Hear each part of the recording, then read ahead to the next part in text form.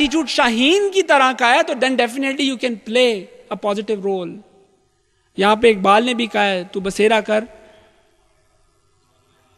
और ये शाहीन के बारे में कहा है।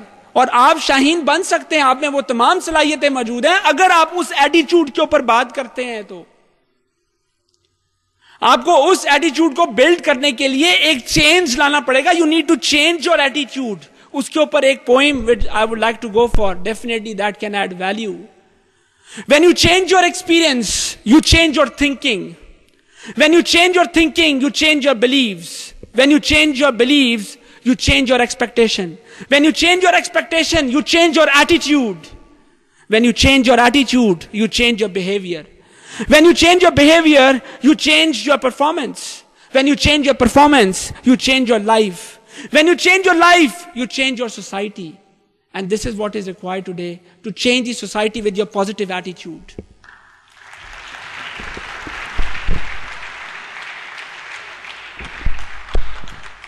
तीसरी चीज which I would like to highlight is the love.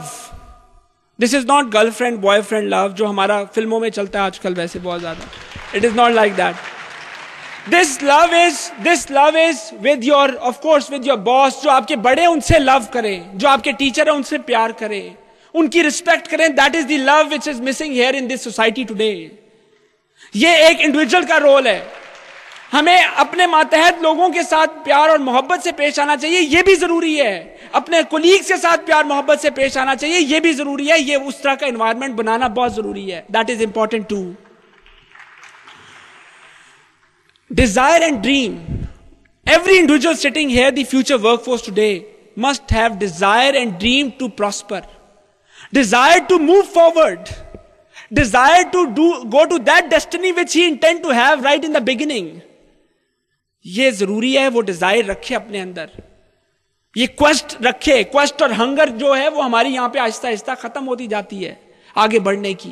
क्यों? क्योंकि ये मुआशरा उसको सप्रेस कर रहा होता है, उसकी टैलेंट को, उसकी स्ट्रेंथ को उसको सप्रेस होने ना दे। क्योंकि आपका कंट्रोल फिर आपके पास होना चाहिए अपनी स्ट्रेंथ का, जिसका लोहा आप दूसरों को मनवा सकते हैं।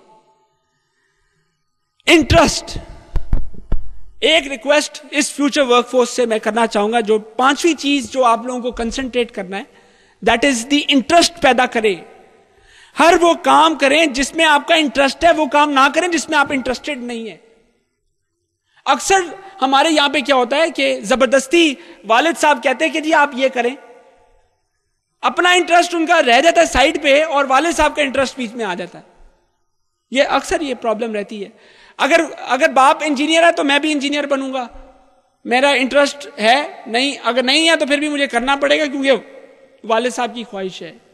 नो डाउट आप उसको ओबे करें, लेकिन डेफिनेटली अगर आप समझा सकते हैं वालिद को तो जरूर समझाएं। इंटरेस्ट होना बहुत लाजमी है। अगर आपका उस चीज के अंदर इंटरेस्ट नहीं है तो आप उसमें कभी भी परफेक्शन नहीं लेके आ सकते। अगर आपको परफेक्शन लेके आनी है, उस इंटरेस्ट के ऊपर काम करना बहुत जरूरी है। Let me quote example. I was working with one of the industry in हतार। तो माली रोज जाके पैकिंग मटेरियल पैकिंग के अंदर चला जाता है, जहां पे वो वायर पैक हो रही है वहां पे जाके खड़ा हो जाता था। 2-2 3-3 घंटे खड़ा रहता था। एक दिन मैंने उससे पूछा, भाई क्या मसला है, क्यों जाके खड़े हो जाते हैं? तुम्हारा काम तो, तुम तो माली हो। जी मुझे बड़ा दिल करता है ये मैं करूं, मुझे आप मौका तो दें जरा। I said okay let's see what you can do. यकीन करें उसको जरा सा मौका दिया, उसका इंटरेस्ट था उस काम को, and now he is running full fledged one shift as a incharge packing. Look at that माली, कहां से माली था और क्या पैकिंग स्टार्ट कर दी फिजिकली। क्यों? क्योंकि उसका इंटरेस्ट था। हमारा मुल्क इस वक्त, हमारी ये जो वेटेज इस इंटरेस्ट को कभी भी नहीं दी जाती। बच्चा क्या बनना चाहता है उसका इंटरेस्ट देखा ही नहीं जाता। सो मेरी ये रिक्वेस्ट आप लोगों से है, जिस चीज में आप इंटरेस्टेड नहीं है उसको ना करें कभी भी। अगर आप एक कामयाब शख्स बनना चाहते हैं, परफेक्शन लाना चाहते हैं अपने काम के अंदर, आपको इंटरेस्ट उस चीज के अंदर, उस काम के अंदर पैदा करना है। उसके बगैर कभी भी अगर आप इस्लामिक पॉइंट ऑफ व्यू से करते तो इस्लाम में भी आपको इंटरेस्ट पैदा करना पड़ेगा ताकि आप उसके बारे में सीख सके, उसके ऊपर चल सके। That is important. Once again continuous improvement. छठे नंबर पे जो सबसे बड़ा इशू हमारे यहाँ पे आता है कि हम लोग कंटिन्यूअस इंप्रूवमेंट की तरफ हम लोग जाते नहीं है। We never go towards continuous improvement unfortunately. आज हमें कंटिन्यूस इंप्रूवमेंट का जर्नी स्टार्ट करना है। आज जापानीज जैसी कंट्री ने काइजन नाम से कंटिन्यूस इंप्रूवमेंट निकाला, जबकि हदीस हमारी है खसारे में वो शख्स जिसका आज गुजरे हुए कल से बेहतर नहीं। कंटिन्यूस इंप्रूवमेंट का तो मैसेज हमारी कुरान और हदीस में दिया गया है, लेकिन अनफॉर्चुनेटली इसको हम लोगों ने अपना हिस्सा नहीं बनाया। We need to make part of our life, ताकि लिए हम लोग अपने अंदर अपनी सलाहियतों को कंटिन्यूसली इंप्रूव कर सके। ये ना हो कि एक सलाहियत पे रुक गए उसके बाद आगे चलना मना है।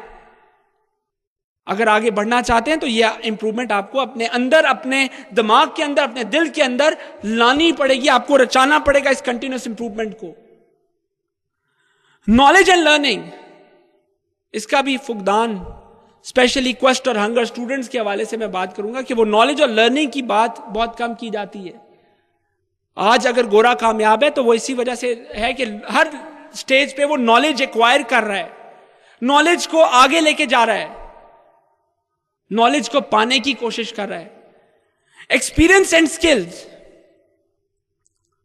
लुक एट दैट इज 8वां चीज के we need not only experience but we need to add skills along with the experience. आजकल जो वेटेज दी जाती है, कितने साल का तजर्बा है? 10 साल का जी। अच्छा, स्किल क्या है जी? वो क्या होती है? We need to think about कि हमें इस एक्सपीरियंस के साथ स्किल्स को भी ऐड करना है कि जी इस 10 साल के अंदर एक्सपीरियंस के साथ मेरे पास ये सलाहियत आ गई है, मैं ये काम कर सकता हूं, मैं ये काम कर सकता हूं, मैं ये काम कर सकता हूं। ये वो चीजें जो आपकी वेटेज बढ़ाती हैं, आपको वेट देती है rather in that other sense. तो एक्सपीरियंस के साथ skill enhancement is very very important, और without skill enhancement we can never be successful. Focus and discipline, इस पे मैं बात करना चाहूंगा।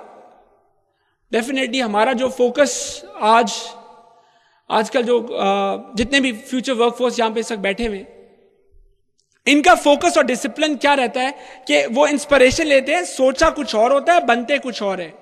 स्पेशली अक्सर ये मिसाल देता हूं कि बचपन में बच्चे से पूछते ना क्या बनना है, क्या बनना है, वो कहते हैं जी पायलट बनूंगा, पायलट बनूंगा, पायलट बनूंगा।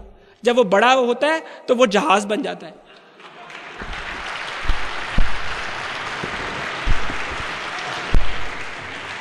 और ये रियलिटी है हमारी कंट्री की। अब ये ऐसा क्यों होता है? That is again a question mark. ऐसा होता क्यों है? क्या हमने इसके बारे में सोचा है कभी? इसीलिए होता है कि बच्चा जब मैट्रिक से निकलता है तो उसके पास फिर गाइडेंस नहीं होती है, स्टूडेंट काउंसलिंग नहीं होती है, उसको कोई बताने वाला नहीं होता कि तुमने किस डायरेक्शन में जाना है। फिर अगर वो वहां से निकलता है मैट्रिक से, एफएससी में जाता है, अगर वो देखता है कि जी वो इंजीनियर बन रहे, मैं भी इंजीनियर बन रहा हूं, अगेन उसके पास फिर गाइडेंस नहीं होती है। अगर एफएससी में नंबर नहीं आते तो डेफिनेटली वो किस्मत को रोता है। अगेन वो अपनी उस डायरेक्शन को हमेशा ढूंढता रह जाता है, उस डायरेक्शन को पाने की कोशिश कर रहा होता है कि किसी तरह मैं डायरेक्शन को आइडेंटिफाई कर लूं, पा लूं। लेकिन क्या ये हमारी कामयाबी है? क्या उसका ये फोकस था? वो कभी किसी कश्ती पे सवार होता है, कभी किसी कश्ती पे सवार होता है, चलता वो इस नियत से कि शायद उसने पायलट बनना है, लेकिन एंड रिजल्ट उसका कुछ और ही होता है। फिर एक और हमारा ये फोकस का फुकदान होने की वजह से हम लोग परफेक्शन नहीं ला पाते। सो अगर आप लोग परफेक्ट इंसान बनना चाहते हैं, परफेक्ट ह्यूमन बीइंग बनना चाहते हैं, तो फोकस एंड डिसिप्लिन अपने लाइफ के अंदर लेके आए, अपनी एजुकेशन के अंदर लेके आए, अपने एनवायरमेंट में लेके आए, which is very very important. जो शख्स ये नहीं करेगा डेफिनेटली वो कामयाब होना उसके लिए मुश्किल है। So perfection is more important. Perfection is important only when you put this focus and discipline on account. अब आ गई किस्मत की बात। Let's talk about किस्मत। अक्सर नौजवान हमारे यहां पे किस्मत ही खराब है। क्या जी नंबर नहीं आए मैट्रिक में, किस्मत ही खराब है। और जी एफएससी में नंबर नहीं आए, किस्मत खराब है जी, हमारी किस्मत में थे ही नहीं। अच्छा जी ये सवाल नहीं आया, किस्मत में सवाल होता तो आ जाता तो हम लोग कामयाब हो जाते, किस्मत ही खराब है, वो सवाल ही नहीं आए। अगर हम इसके ऊपर एनालाइज करें, तो अगर गौर से देखें, तो क्या ये वाकई किस्मत का कसूर है या ये आपका अपना कसूर है? और हम लोग उस जो अपनी कमियों को साइड पे कर देते हैं और किस्मत को ब्लेम दे के कहते हैं यार अल्लाह की मर्जी थी, बस अब क्या कर सकते हैं। और जबकि अल्लाह कहता है जो तुम कोशिश करते हो वो मैं देता हूं, वो कोशिश करो, मैं करता हूं, और वो कोशिश करोगे वो पालोगे तुम, ये अल्लाह कहता है। लेकिन क्या हम लोग सही अपने दिल